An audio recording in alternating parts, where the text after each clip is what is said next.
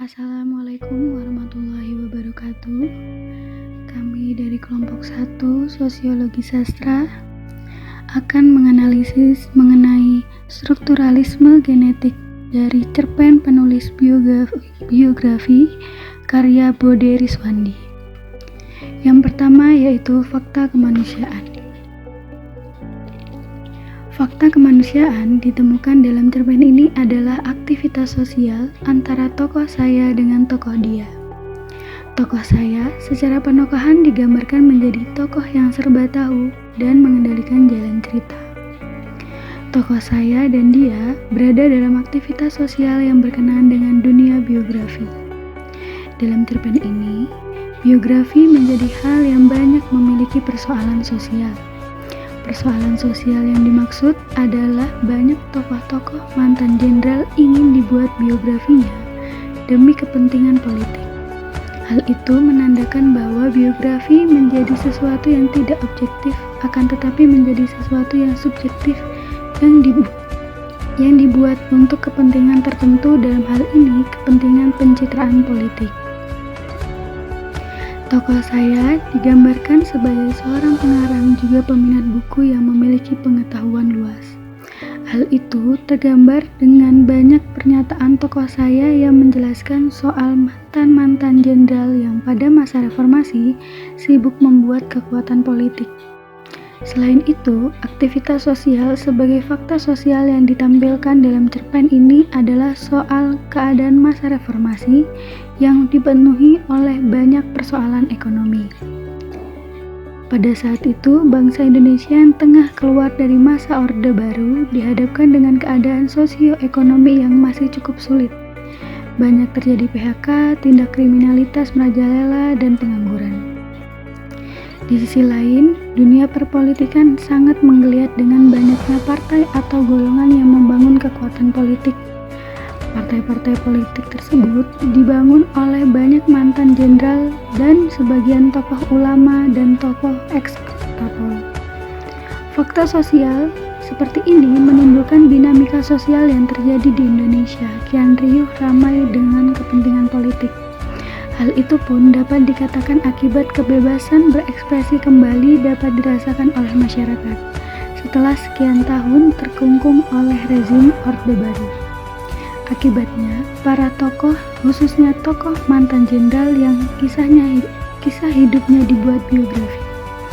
Hal ini tidak lain adalah untuk membangun citra demi kepentingan politik.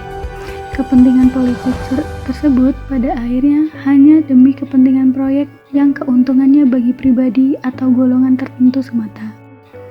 Fenomena menjamurnya biografi inilah yang diangkat sebagai fakta sosial dalam cerpen penulis biografi karya Bode Rizwandi. Seperti tergambar pada data berikut.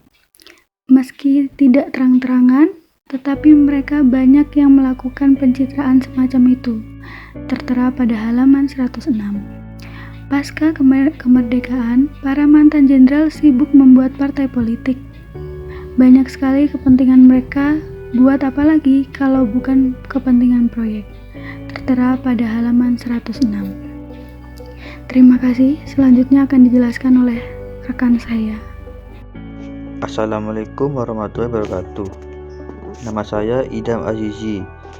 Di sini saya akan menjelaskan struktur intrinsik cerita. Unsur intrinsik dalam cerpen penulis biografi karya Bode Rizwandi terdiri atas tema, alur, tokoh, dan penokohan dan latar. Tema yaitu dunia tulis-menulis atau buku biografi yang di dalamnya penuh dengan pencitraan dengan berbagai tujuan politis. Selanjutnya, tokoh dan penokohan. Yang pertama, tokoh utama. Tokoh saya digambarkan seseorang yang suka membaca dan menulis, bersikap toleran, dan berpikir terbuka-terbuka, seperti tergambar dalam penggalan berikut. Kemudian, tokoh saya juga digambarkan sebagai sosok yang toleran, bergaul, dan suka memberi hadiah Natal pada temannya yang berbeda keyakinan. Tokoh tambahan. Tokoh dia sebagai Lau atau Liza Audrey. Tokoh dia yang terkadang dalam cerita disubstitusi dengan nama Liza Audrey digambarkan sebagai seorang wanita yang menarik secara fisik, cerdas, dan seorang penulis biografi yang karyanya sudah dikenal banyak orang. Hal tersebut seperti tergambar pada penggalan cerita di bawah ini. Kasir. Tokoh kasir sebagai tokoh figuran digambarkan sebagai tokoh yang ramah terhadap pengunjung toko, seperti tampak pada kutipan berikut. Selanjutnya, alur. Alur yang digunakan dalam cerita adalah alur campuran yang terdiri atas alur maju dan alur mundur, seperti terlihat pada penggalan cerita berikut ini.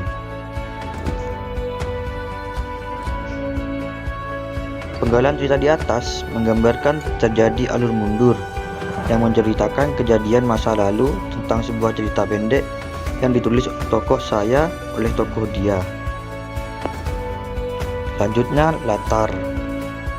Yang pertama, latar tempat. Cerita pendek ini memiliki beberapa latar tempat dalam menceritakan ceritanya. Latar tempat pertama adalah berlokasi di toko buku, di pinggir sungai, rumah Lau atau dia, seperti terlihat dalam penggalan di bawah ini. Yang kedua, latar waktu. Latar waktu dalam cerpen ini tergambar dalam beberapa latar waktu. Beberapa di antaranya adalah latar waktu siang, latar waktu malam, dan latar waktu subuh, seperti tergambar pada data di bawah ini. Yang terakhir, latar sosial.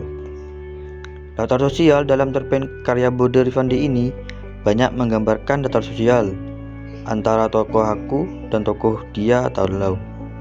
Dua tokoh tersebut memiliki latar sosial yang sama di satu sisi, yakni sama-sama sebagai penulis dan peminat buku, terutama buku-buku biografi. Struktur genetik cerita. Struktur genetik yang diuraikan pada cerpen ini terdiri atas dua hal, yakni fakta kemanusiaan dan pandangan dunia pengarang terhadap realitas yang diangkatnya. Selanjutnya adalah subjek kolektif. Apa itu subjek kolektif? Subjek kolektif adalah kumpulan individu-individu yang membentuk satu kesatuan beserta aktivitasnya.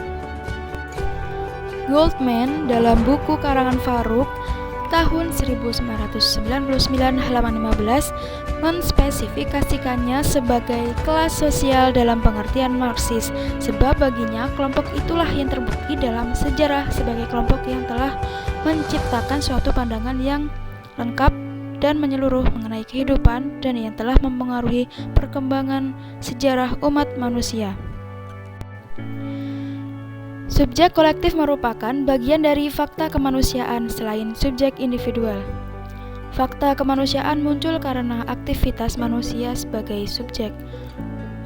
Pengarang adalah subjek yang hidup di tengah-tengah masyarakat, oleh karenanya terdapat fakta kemanusiaan.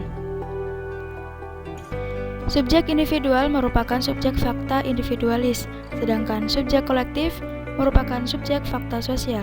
Tidak semua fakta kemanusiaan bersumber pada subjek individual. Revolusi sosial, politik, ekonomi, dan karya-karya kultural yang besar merupakan fakta sosial. Berdasarkan fakta sosial tersebut, dapat diketahui bahwa subjek kolektif yang terdapat dalam cerpen penulis biografi karya Bode Rifandi ini adalah mengenai fenomena para tokoh, khususnya tokoh mantan jenderal yang kisah hidupnya dibuat biografi. Subjek kolektif tersebut digambarkan oleh tokoh saya dan tokoh Liza Audrey yang terdapat pada cerpen ini. Tokoh saya digambarkan sebagai seorang pengarang juga peminat buku yang memiliki pengetahuan luas. Hal itu tergambar dengan banyak pernyataan tokoh saya yang menjelaskan soal mantan-mantan jenderal yang pada masa reformasi sibuk membuat kekuatan politik.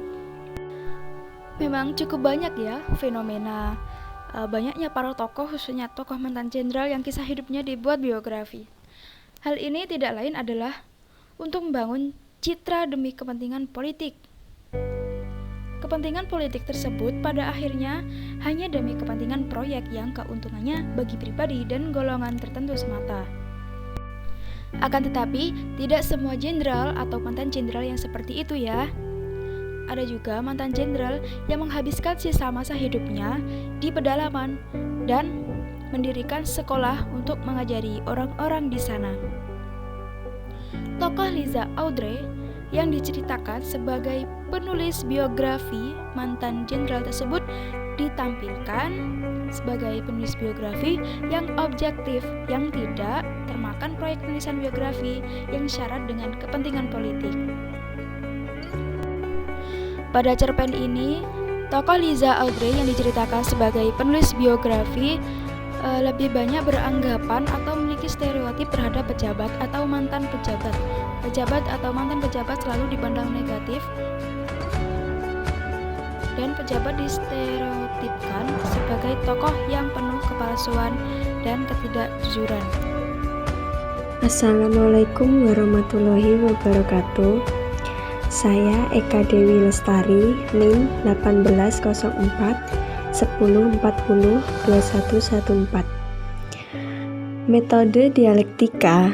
Dialektika dalam bahasa Inggris yaitu dialektik berasal dari bahasa Yunani dialektos yang mempunyai arti pidato, pembicaraan, dan perdebatan. Dialektika merupakan seni atau ilmu yang berawal dari suatu penarikan pembedaan-pembedaan yang sangat ketat. Dialektika ini kiranya bisa kita jumpai pada awal munculnya, yaitu dimulai oleh Zeno, kemudian Socrates, dan dikembangkan oleh Plato. Dialektika mempunyai 3 arti dan juga memiliki beberapa arti yang bervariasi, baik itu penghargaannya maupun kegunaannya. Dalam sejarah filsafat, oleh karenanya dialektika juga memiliki pokok-pokok pengertian yang merupakan variasinya sendiri, yaitu yang pertama, dialektika merupakan seni mengajukan dan menjawab pertanyaan. Pertanyaan yang tepat dalam sebuah diskusi pada saat yang tepat, secara tepat sampai sedemikian rupa sehingga menyebabkan pengetahuan yang sudah ada menjadi masalah.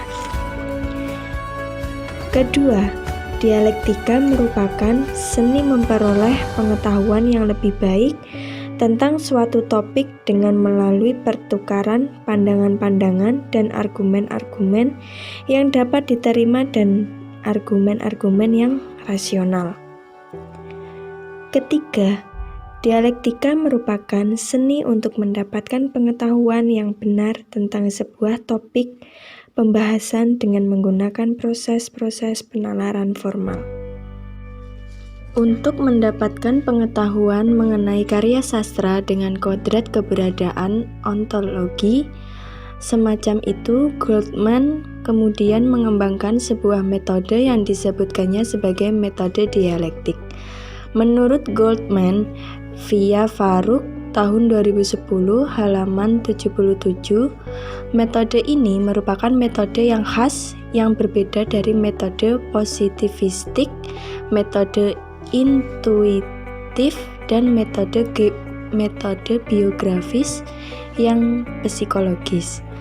Lebih jauh, Goldman via Farouk tahun 2010 halaman 77 menjelaskan bahwa prinsip dasar dari metode dialektik yang membuatnya berhubungan dengan masalah koherensi seperti yang telah dijelaskan sebelumnya adalah pengetahuannya mengenai fakta-fakta kemanusiaan yang akan tetap abstrak apabila tidak dibuat konkret dengan mengintegrasikannya ke dalam keseluruhan.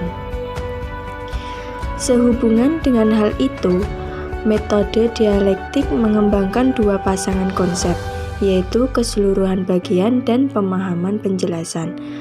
Menurut Goldman, via Faruk tahun 2010, halaman 77, sudut pandang dialektik mengukuhkan perihal tidak pernah adanya titik awal yang secara mutlak sahih. Tidak ada persoalan yang secara final dan pasti terpecahkan.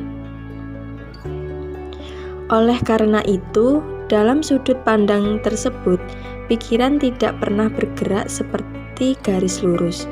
Setiap fakta atau gagasan individual mempunyai arti hanya jika ditempatkan dalam keseluruhan. Sebaliknya, keseluruhan hanya dapat dipahami dengan pengetahuan yang bertambah mengenai fakta-fakta parsial yang tidak menyeluruh yang membangun keseluruhan itu. Dalam cerpen penulis biografi karya Bodhi Riswandi, pemahaman dan penjelasan Bodhi Riswandi sebagai pengarang dapat diketahui dari permasalahan yang dihadapi oleh tokoh Liza Audrey. Sebagai penulis biografi, Liza Audrey memperluas wawasannya dan banyak sekali kritikan yang disampaikan pengarang melalui tokoh Audrey. Pandangan dunia pengarang mengkritik keadaan sosial politik seperti itu. Pengarang mengkritik perilaku para mantan jenderal yang sibuk membangun kekuatan politik dan pencitraan lewat biografi yang disebarluaskan di masyarakat. Pada akhirnya, fakta sosial para mantan jenderal tersebut berorientasi pada keuntungan pribadi dan golongan semata. Seperti tergambar pada kutipan berikut. Perkenalkan, nama saya Haswa Auliana Stiti, NIM 1802104021008. Di sini saya akan menjelaskan tentang pandangan dunia pengarang. Berkait dengan pandangan dunia pengarang, perlu diuraikan tentang latar belakang penulis, yaitu Bodhi Riswandi. Bodhi Riswandi adalah cerpenis Indonesia yang juga seorang akademisi, yakni sebagai dosen di Universitas Siliwangi. Latar belakang sosial pengarang yang lekat dengan dunia ilmu pengetahuan membuat cerpen karya Bodhi Riswandi kaya oleh gagasan dan kritik terhadap realitas sosial. Seperti telah dijelaskan sebelumnya, pada saat itu kebebasan berekspresi, berserikat, dan berkumpul membuat berbagai tokoh, khususnya para mantan jenderal, membangun kekuatan politik. Pada tahap inilah tampak pandangan dunia pengarang mengkritik keadaan sosial politik seperti itu.